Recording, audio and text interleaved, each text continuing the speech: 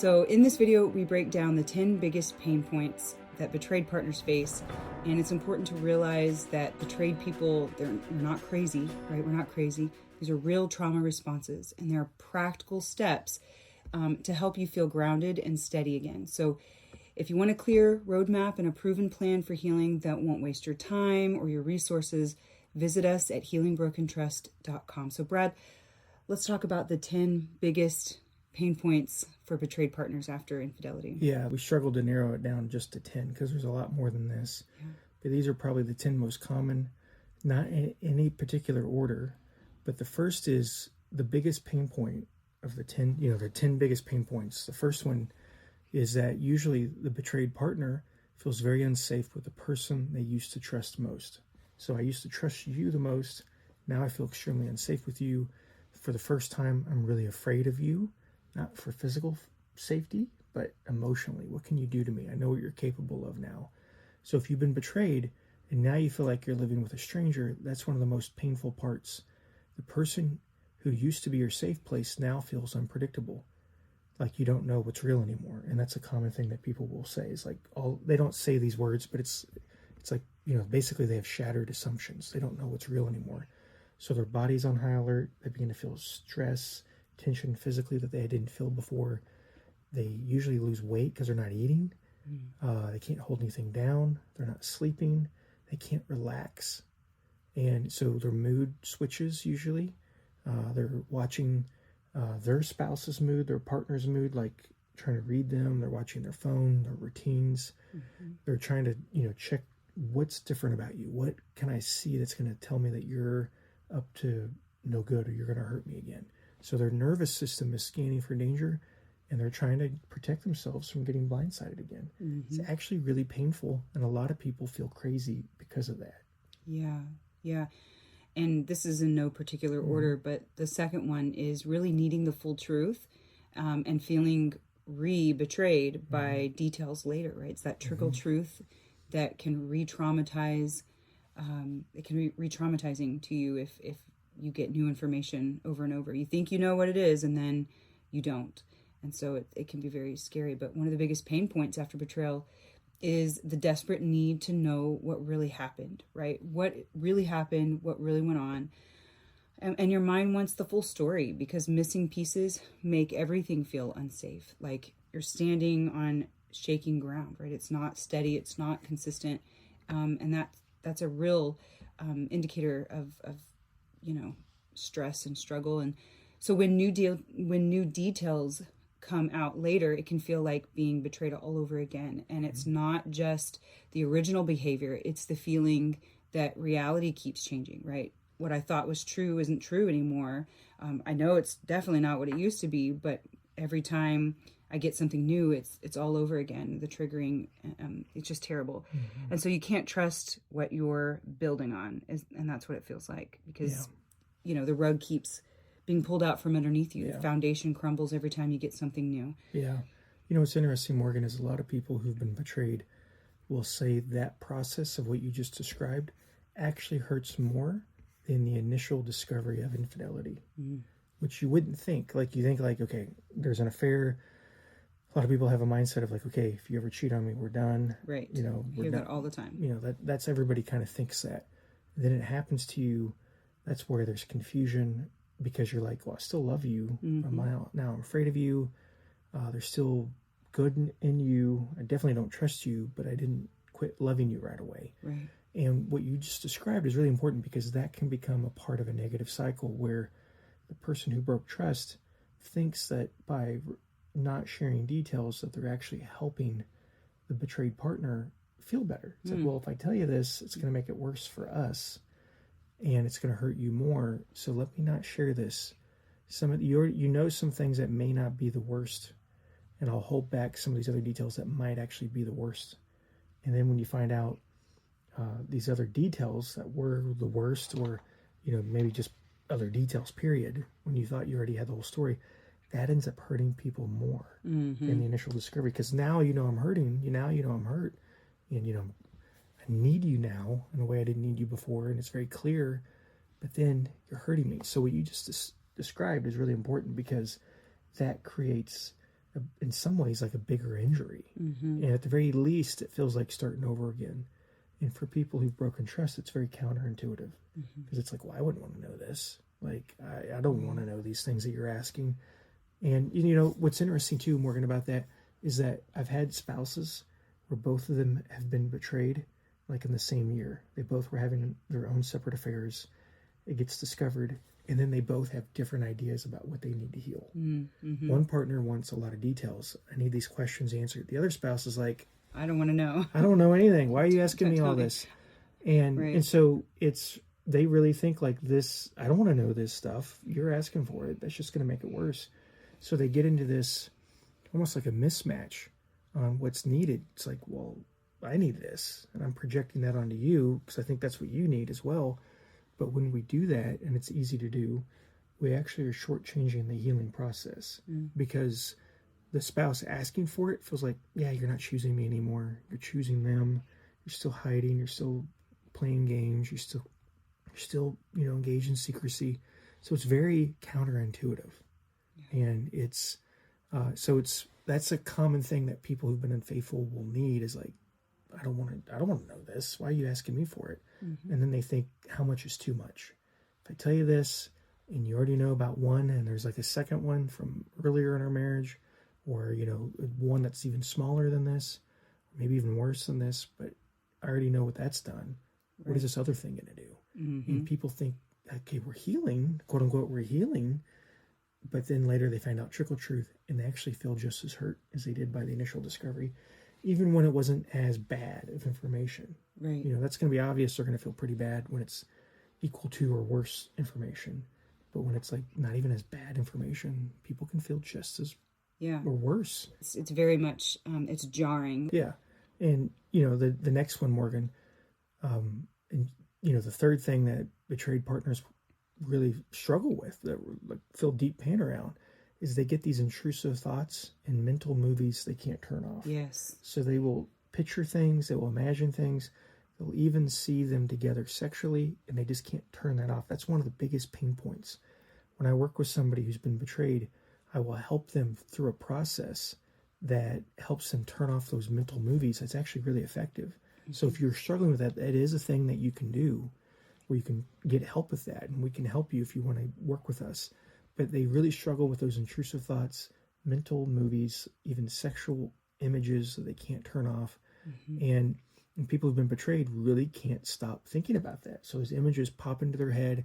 They replay those scenes that weren't there before, and they really just feel like their mind is stuck on a loop that they didn't choose. Yes. They're really intrusive thoughts. And intrusive is usually, you know, it's an unwanted thought. It's like you're having the worst mental images in your mind. It feels like torture, and you can't turn it off, and you don't know how to turn it off. And what that leads people to do is it leads them to start avoiding things. Mm-hmm. Well, I can't go by this part of town because that's where they live or where the affair happened. We're going to get rid of the car that you had the affair in. We're going to do this. We're going to do that. I got to turn off these things. I got to avoid these things. Right. And it works temporarily. Yeah, it works for a time. You know, obviously it's going to help cool down some damage. It's going to provide some stability. But long term, if that's all a couple does is avoid the pain, they're actually going to stay stuck, ironically. And that's part of what we help people do, is like get unstuck. And, you know, what we help couples do is we help them face these things together in a way that gets them unstuck, and then they can work through these conversations so they're not living in a place of avoidance. Because avoidance, ultimately, what that means is we're going to kind of lose our connection. Because when we live in avoidance, at its core, we're numbing out the pain, but we end up numbing out good emotions as well. That's right. And when people have these intrusive thoughts, they show up anywhere, at work, when people are driving, when they're trying to sleep, even during normal conversations. They show up all the time. When I was betrayed, I couldn't get rid of it. Like it just my mind was on a mental loop. I even took, I don't know if we've talked about this. We haven't talked about this in a long time, but I took up a hobby after I was betrayed that required a lot of mental effort. I would go ice skating. Oh, I remember that. I can't roller skate. I can't ice skate. This is after that Will Ferrell movie came out. Yeah. He was like an ice skater. Yeah. But it was like the first time in my life I learned that ice skate, and I would fall on my butt every time. It was horrible. I'd like, leave practices with concussions or, it wasn't that bad. But it was like 30-minute break because all it did was required me to like think and like really concentrate. To stay upright. Not fall, and it's like, I just needed something that was hard, that I was not good at, that required a lot of mental effort to get away from these intrusive images because they dominated my life. Absolutely. And it led to me feeling numb because that's all I did was avoid these images, and I didn't know there was a way to work through it. Right. And if you avoid the pain, you're going to, like you said, I think it's very important to reiterate, numbing the bad also numbs the good, right? So if you numb out the bad, you're numbing out the good, and then you just have more numbness, right? So avoiding it might work for a time, but you have to deal with it. Can't just shut it out and not. Well, and you need a process. Heal. Like you really, like we're talking about, like don't avoid it, and there's you got to face it. There's a process on how to heal from this that you need, and otherwise people just stay stuck in this. And my situation, I didn't know any better. I used the tool of avoidance, and 5 years later, it still was bothering me that this had happened to me. Like, we're married now. I'm happily married. I begin to do marriage counseling, begin to work with people, and they're describing to me what they were feeling after being betrayed. And I'm like, holy crap, I still have some of these feelings, still have some of these thoughts. So avoidance helps a little bit. It has a place, but there is also a path to healing that, you need to engage in. For deeper intimacy. Yeah, for deeper healing, deeper connection. Otherwise, what people do is they just kind of turn off all emotions, and it shows up as anxiety and depression later, and like part of you still dead inside. And what was interesting for me is I got around people who went through what I had gone through, and it led to probably at that point like the worst depression I'd ever gone through, my whole life, like ever, not just up to that point. And it was the trauma symptoms reemerging. Because after we're married, we didn't have issues like that. But then I got around people whose stories were familiar, who were describing pain I felt, and I hadn't dealt with any of it. So then I have like 5 months of just deep depression because all of that stuff I never addressed came back and surfaced again. And that's how that avoidance showed up. In the beginning, it's triggers like we're describing and intrusive thoughts. But when we don't heal, we begin to use avoidance to heal and avoid people, places, things. And it makes sense, so I'm not knocking it entirely. But if that's all we do, those trauma symptoms over time are going to look different. Where we don't have the intrusive thoughts, we don't have the triggers the same way anymore. But what we do have is we feel anxious, we feel depressed, we feel like part of us is dead inside. And it affects our ability to connect with another person. So that's part of what we do is we help people work through that. So if you're struggling with that, let us help you. Even if you're kind of new to this tragedy that's happened, like, I wouldn't wait too long to go get help for this. And of course, if you've been struggling with this for a while, for months, years even, you can still get help with it. Just don't wait. Like, don't put it off. Don't keep avoiding. Right. Yeah. It's really good advice. Yeah. So Morgan, what's the fourth thing? So the fourth one would be, triggers. Triggers everywhere. Phone buzzes, dates, come and go, places, tone of voice, silence. So after betrayal, almost anything can become a trigger. A ringtone notification, a certain street, a holiday, a smell, even a look on your partner's face, right? So things that used to be neutral suddenly feel threatening. So 1 second you're okay, and the next, you've got knots in your stomach and your chest is tight. Triggers don't just, bring back the memory, they bring back the full body panic and the pain, and it's like it's happening in the moment. So those triggers, those are a big problem. Yeah, and Morgan, those triggers that you just described, they trigger those old feelings, like here we go again, but they also trigger us back into the negative cycle as a couple. So one of us gets triggered, like the betrayed gets triggered by a ringtone, or you're not home when you said you would, or I look you up on like a Finder app and you're in that part of town where the affair partner lives. That isn't just a reminder. Reminders are like, oh yeah, I remember when this happened. A trigger it has the gut punch with it. And it's, I feel those same things. I feel that rawness still. Not just I feel bad or like, yeah, that was unfortunate. It's like a gut punch again. Those unresolved things are there. That kind of ties into the fifth pain point that betrayed partners have, and that's a loss of self-worth. They begin to feel humiliation. And humiliation is actually a really strong word. There's feelings like, was I not enough? They begin to feel like, do I look stupid to other people? Like, other people know, my family knows, my friends know, the affair partner knows, obviously. But am I stupid? Like, am I not enough? Why did this happen? And when people can develop insecurities they never thought they would have, and not really be an insecure person, but they go through this rejection, this betrayal, this abandonment, and then they begin to feel some degree of self-blame. Not that it's true, but they begin to feel like, okay, I brought this on myself. Somehow I didn't do enough. So what betrayal does is it attacks our identity. It's not only like, oh, I'm hurting. It's, what does this hurt and injury and this rejection and this betrayal say about me? What kind of person am I that gets betrayed? What kind of person am I that didn't notice this? So we begin to question ourselves, like our looks, our value, our judgment, our ability to trust ourselves. That happened to me when I was betrayed. I was like, oh, I'm good with people. I know how to read people. I'm good with this and that. There was one warning sign and overlooked it because I trusted the person. Right. It shakes you up. Yeah, it shakes you up and you feel stupid. I felt stupid. And I wasn't an insecure person, but I had new insecurities I didn't have before. So that humiliation feeling can be really sharp, can be really critical. People can feel embarrassed. They feel exposed. They feel like people can somehow tell what's going on. So we hide, we shrink, we pretend we're fine, when really we're just falling apart inside. Yeah, that's really hard. So those are all things I experienced when I went through this. Yeah, and for me, having that shame just right there, it does feel like everyone can see it, that everyone knows all of your dirty laundry when they really don't, but it feels like they can just see it. They can read your face or your body language, or somehow you're carrying it as a big sign above your head, and that can be really hard. Yeah. So the sixth one, anger that feels uncontrollable, right? So you're feeling these pain points, it comes out as anger that can feel uncontrollable. You've got rage, snapping, resentment. So we're snapping at, the people in your life. But anger after betrayal can feel huge and unpredictable.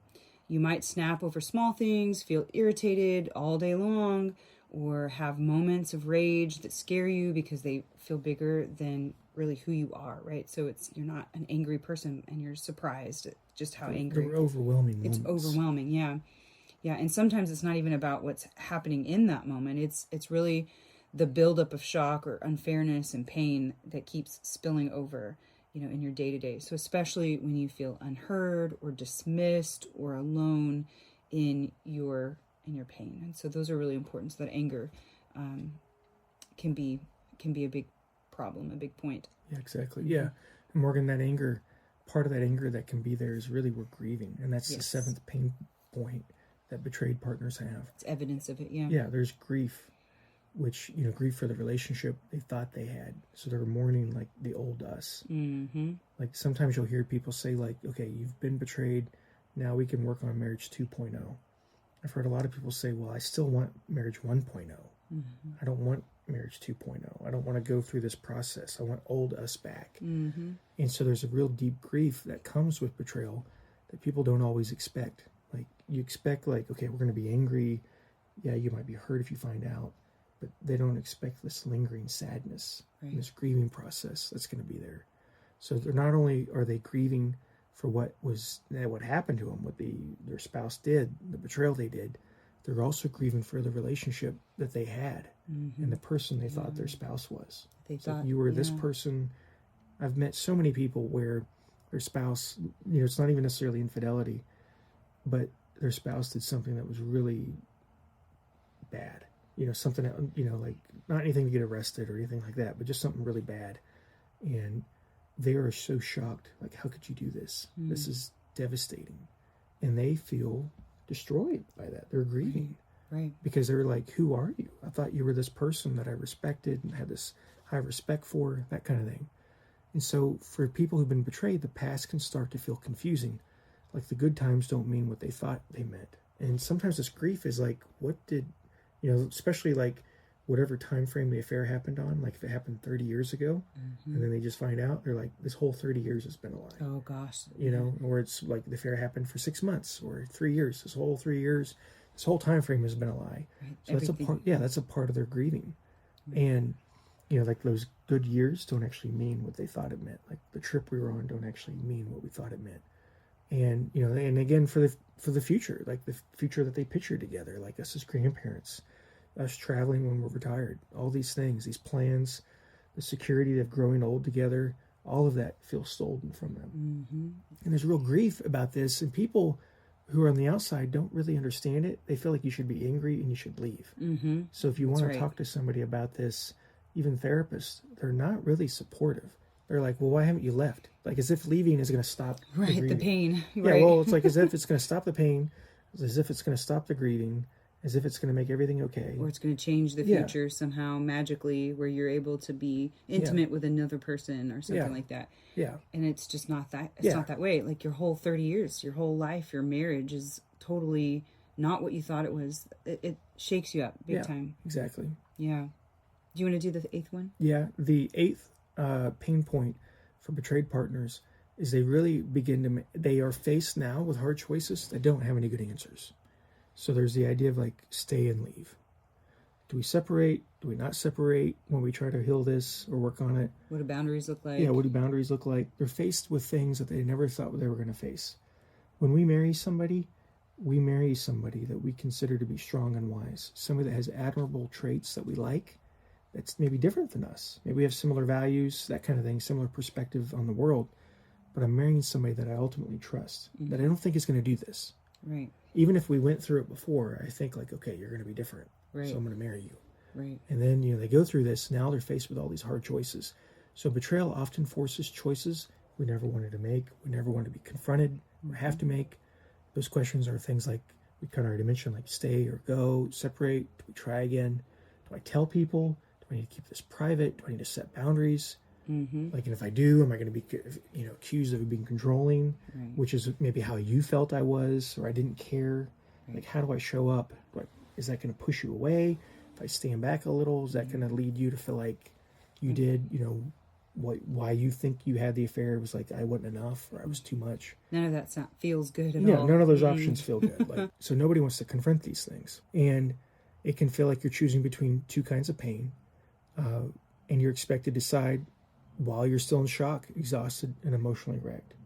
The best piece of advice I could give you if you're in that ambiguity stage, you're like, do I want to make it work? Do I not want to make it work? Is really just give yourself a full year before you make any life-changing decisions. Right. Before you leave the town, sometimes people will move. That's a really common thing I'll see. People move. Mm-hmm. They will switch jobs. They'll dye their hair. Well, that's maybe a smaller thing. And I guess to a woman that may be a bigger thing. But like, I don't have any hair. So there's these different questions that they have. Number 9, Morgan, do you want to share that with us? Let's do number 9. So number 9 is really important. Sex and intimacy and being confused in that. So having disgust, fear, comparison of yourself, with the affair partner or anything like that, wanting closeness but not feeling safe. So intimacy after betrayal can become confusing and painful, and you might want closeness but feel unsafe at the same time. So like, your heart, it wants connection, but your body pulls back, right? So, our bodies, we've heard, they keep the score, right? They tell us what they're feeling, and we can feel all of these things and not know what to do with them. And so you might feel that disgust or fear or pressure or intense comparison, wondering what happened, what you don't know, or whether you can ever feel, special or chosen again. Even simple touch can feel like loaded and complicated. It can feel so uncomfortable. So, having the confusion and the disgust, all of those feelings is very normal.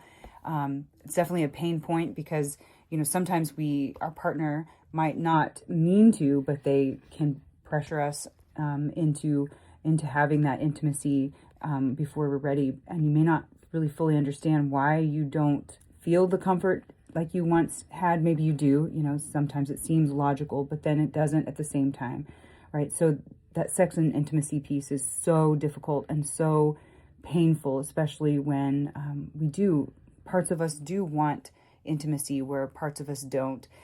Making sense of it all is very hard. Anything you want to add to it? No, I think you did great. I think that's important. So we can do the last one here. Yeah, Number so 10. Yeah, the 10th thing that people will feel who've been betrayed, the 10th pain point, is there's now loneliness and isolation that wasn't there before. They don't know who to tell. They feel judged. What people do know, or they think people are judging them, and sometimes they are judging them. And then ultimately they have to carry it alone. And then I have to carry it alone with us. Like, you've betrayed me. You're not acting like you get it, or you're even trying to help me get better. I'm now carrying this alone. So betrayal certainly is one of the most lonely experiences a person can go through. Absolutely. I had a friend tell me, Brad, Brad, here's how you get over this. Just stop thinking about it. And I'm like, you don't think that's occurred to me? Like, that was like the number one strategy I've tried for the longest time. Yeah, just to stop, right? Yeah, to I was avoid like, it. Okay, yeah, sure, that works. Yeah. So, obviously when you're betrayed, you might not know who to tell, or you may feel people will judge you if you do stay, or judge you if you don't stay. Right. That can happen. That's less common, obviously. But, ultimately people who've been betrayed will carry it alone. They may smile in public, but fall apart in private. They feel like no one truly understands. Even their therapist may not get them. If they're in a church setting, they feel like the people in the church don't get them, or their pastor doesn't get them, that kind of thing. Family doesn't get them. Friends don't get them. Yeah. And that isolation can make the pain feel even heavier, louder. It feels like it's never-ending isolation. Yeah, so all of the people I can't get away from this. Yeah. I'm alone in this. So those are the 10 biggest pain points for betrayed partners after infidelity. We're Brad and Morgan Robinson at Healing Broken Trust. Yes. We would love to meet you and work with you. We have workshops that are structured, that really are positioned to really help you excel at healing, like work through this very quickly, as compared to just marriage counseling, which usually doesn't have much of a focus. Every week it's kind of like, hey, how are you doing? What do we, you're like confused. What are we working on? Right. Like, we've been doing this a while. There's still like no game plan. We're not getting anywhere, that kind of thing. And so part of what we have crafted are workshops that are highly structured, that are meant to give you a blueprint to heal so that you can accelerate the healing. And we focus on the key things that get you the most results. That's right. We base it on the Pareto principle. What are the 20% of things that get us to 80% of the results, so we can really accelerate our healing? That's right. We'd love to see you guys there. Thank you for listening. Yes. Thank you for joining us, and we'll talk to you next time.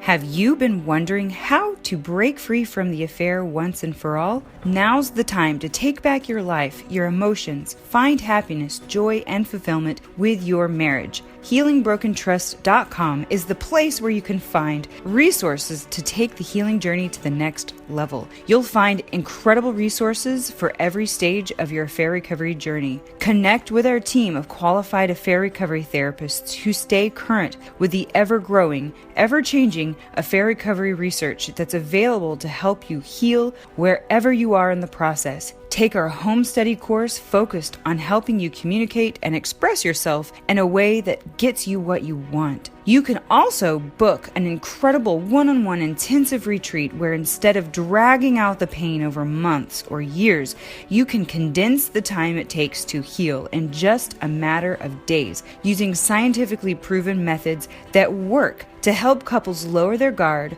let go of the fear, melt the anger, and experience each other at a deep emotional level you may have never experienced before. So what are you waiting for? Go to HealingBrokenTrust.com. But don't take our word for it. Read the client letters and listen to the reviews on the HealingBrokenTrust.com website. So go to HealingBrokenTrust.com and we'll talk to you soon.